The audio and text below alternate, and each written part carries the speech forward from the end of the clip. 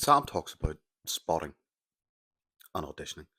The spotting phase is whenever you meet the narcissist in their pathological narcissistic space, be that a bar or a gym or whatever it may be, in a cafe or whatever it was, somewhere where they're guaranteed to get grade A supply, right? Pure, unadulterated, oh my God, you're fucking amazing attention.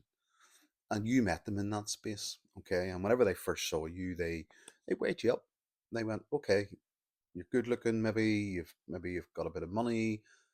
What do you do as a job? Oh my God, they've got a bit of status, or they've got a car, or you like going on holidays, or whatever it was that sort of drew you to them and you to them. Okay, there was something common about you that you somehow seemed to be able to get on with. You showed some sort of willing to say, yeah, I'm that sort of person. I'm all about doing this and doing that. And they went, okay, I'm all about that too.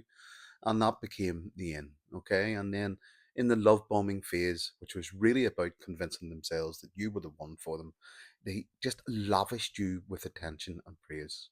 So let's bring that into some sort of understanding, because that leads into idealization and you then being captured, being acquisitioned as an object. So the way I look at this is that Sam talks about this being the Hall of Mirrors, okay? And the Hall of Mirrors is somewhere where you are praised and adored from every single angle. No matter what it is you do, you're just amazing. And vice versa. This is co-idealization. It is a bi-directional object acquisition of each other. And we have to accept that we both presented in this way, okay? And this became the fantasy. This became the shared fantasy. And the narcissist gives you a little glimpse of that to say, hey, look, this is fucking amazing. You're going to feel like this all the time, like I do. This is fucking, and then after something happens that goes wrong or they get a little narcissistic injury, they withdraw and they go cold and hypocathexis starts. And this starts the whole grandiosity gap and the ball rolling of cycles of devaluation and you eventually getting discarded and getting rid of. So what's going on? Well, we entered into that hall of mirrors, right? But we never left. We never left the hall of mirrors. The hall of mirrors was our permanent residence for our false self, for our perception as to how we were being seen by the narcissist throughout the whole of the relationship. The only difference is the hall of mirrors changed. It changed. It's a bit like that Bruce Lee scene in Enter the Dragon, where he's in his dreamscape and he's in the hall of mirrors, and all of a sudden it turns to his enemies. And he starts perceiving himself in that way, and he starts knowing that the darkness has arrived in his life. And this is the same principle. The Hall of Mirrors started as a libidinal hall, a hall of hope and desire and want and need, and attachment and love and connection, and fun and excitement and all those things. But then after that narcissistic injury, that Hall of Mirrors turned into an anti-libidinal hall of anger and hatred and withdrawal and splitting. You see, us as a person, the real person, whenever we entered that hall of mirrors and we created this false self, this I can handle this person, this redeemer ego, this which was born out of our libidinal pulls and pushes, and we as a person, the real us, left the hall of mirrors. We ended up on the outside of that box looking in. Our true self was lost on the outside of that box looking in as we were getting pulled around by our libidinal pulls and pushes.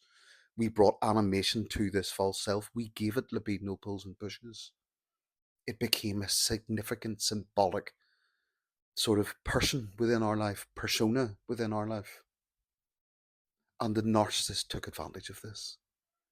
It was this false self, not us, that got pulled and pushed around in the relationship.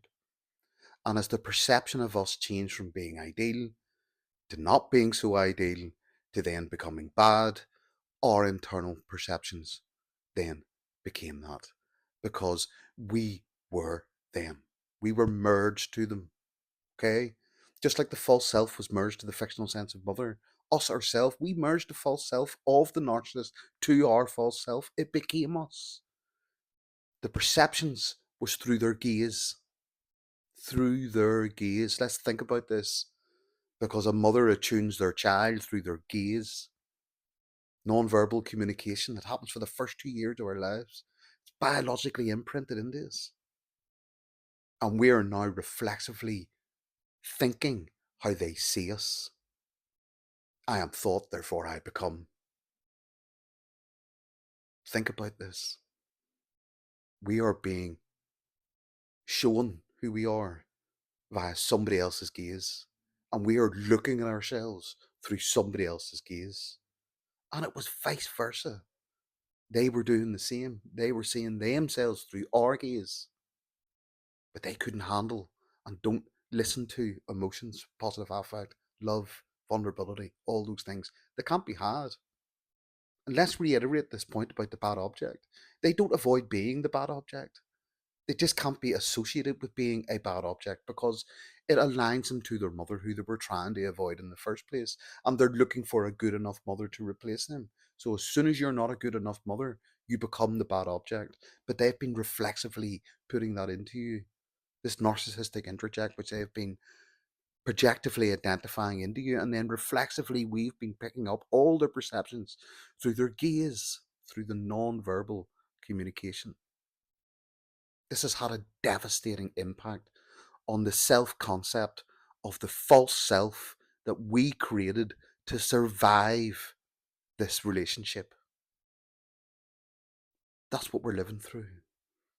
And the voices and all the things that we have at the end of the relationship is really a pseudo narcissistic structure, because we've been regressed, we've been projectively identified upon, and then we've been abandoned as a child.